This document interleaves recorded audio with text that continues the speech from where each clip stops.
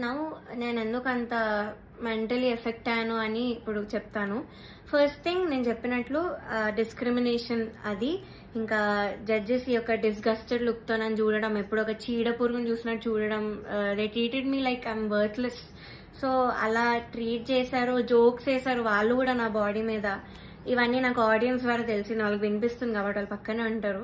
So నేనైతే అస్సలు expect చేయలేదు, ఇలాంటి జడ్జెస్ దగ్గర నుంచి అయితే అస్సలు ఎక్స్పెక్ట్ చేయలేదు. అంటే నేను ఎన్ని షోస్ చేశాను, తమిళ్లో పాడాను, అన్నిట్లో పాడాను, ఎప్పుడు కూడా ఇలాంటి ఎక్స్పీరియన్స్ ఒక జడ్జెస్ నుంచి అయితే నాకు ఎప్పుడూ లేదు. శ్వేతా మోహన్ గారు ఇప్పటికి కూడా మాట్లాడతాను, నన్ను ఏంజల్ అంటారు, the sweetest, the most talented అంటారు.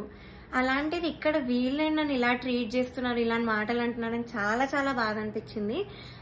అండ్ సెకండ్ థింగ్, ప్రొడక్షన్ వాళ్ళు ఎస్పెషల్లీ అవుట్ఫిట్స్ విషయంలో మమ్మల్ని బొడ్డు కిందకి కట్టుకో, సారీస్ ఇచ్చి కిందకి కట్టుకో, ఇలా ఎక్స్పోజింగ్ చేయన్న వేలో చెప్పారు. చాలాసార్లు తిప్పేవాళ్ళు నన్ను ఎస్పెషల్లీ కరెక్ట్ పాడే ముందు. అంటే ఎగ్జాస్ట్ అయిపోయేదాన్ని ఆ టైంకి, అయినా కూడా ఐ గేవ్ మై బెస్ట్, అది వేరే విషయం. అండ్ ఇలా బాడీ షేమింగ్, ఆ కాస్ట్యూమ్ డిజైన్ అయితే నా ఫేస్ మీద అన్నాడు, ఇలాంటి బాడీకి నేను ఇంకేం ఇవ్వగలను అన్న మాట అన్నాడు.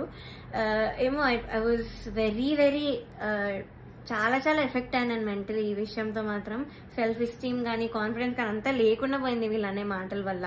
అండ్ మీరు ఒకటి గమనించుంటే ఎస్పీవి సార్ ఉన్నప్పుడు మాత్రం ఇలాంటి కుళ్ళు జోకులు, కామెడీలు, డాన్సులు చేయడం మాత్రం ఎప్పుడూ కూడా లేదు.